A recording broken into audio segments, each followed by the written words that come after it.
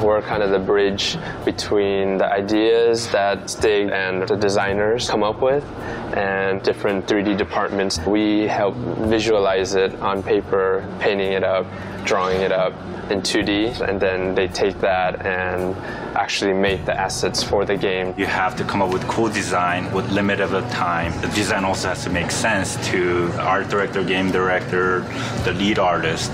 So it's definitely fun, but it's stressful. What's usually given to us is a quick description and then sometimes a write-up on whatever that creature or character has to do, their function in game, and there's always sort of a highlight on special abilities or things that we need to focus on. There's only 4 concept artists here. We all sit together, so we do get to see what we're doing. I feel like I should know a lot more about Greek mythology by now. I should have my PhD degree or something. Yeah. But still, a lot of times, I just sort of make up a lot of things, and it's still a lot of fun.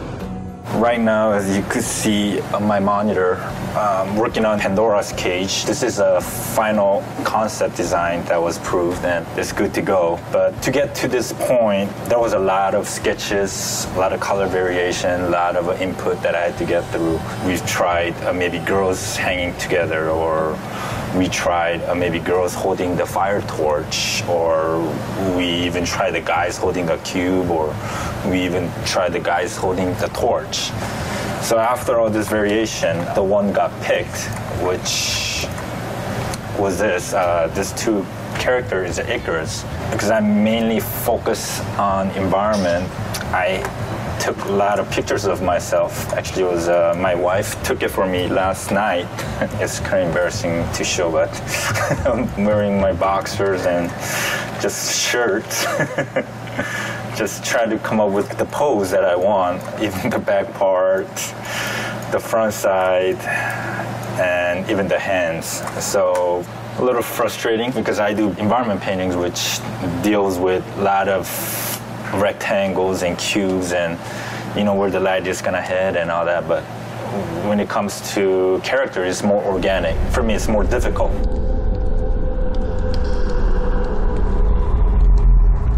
Is Palace for the Gods. These are the basic thumbnails I showed to director. Then from here, we start to bring in all these location elements where each portion of the buildings are representing different levels. It's not just figuring out the entire look of the place. I also have to figure out how each sections are connected. The actual elevation of the location and how it's connected has to be pretty accurate. Every time I do a second pass on the concept, it raises so many questions again. Feedback means change, and after that it raises different questions, and another meeting, and feedback again, and changes. So it started with a very ambitious and very inspired task, and then slowly became a big headache. But the funny thing is, you never get to see this scale in actual game, because actual gameplay only takes place in this top section here. Like you see, it is entire concepts being drawn out from the entire mountain towards the balcony area where the most gameplays take place.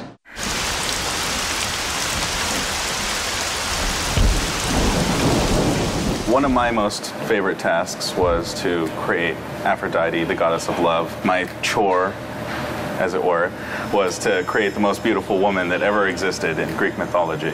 Here I've got some initial sketches. There's a lot of Greek art that involves, sort of the bare breast and things like that. So we were trying to come up with a way of framing these really feminine aspects of this character without being just vulgar. I originally had her hair always bound up, very Greek-like, but they really wanted it hanging down. This is the final 3/4 view of Aphrodite. As you can see, some of the stuff that I had originally concepted in the other pieces did stay. One of the mandates for the character was that she have a girdle made by Hephaestus. Some of the backstory is that Aphrodite was given as a wife to Hephaestus by Zeus. In original Greek mythology, she cheats on Hephaestus by bedding down with Ares, the god of war, the original god of war.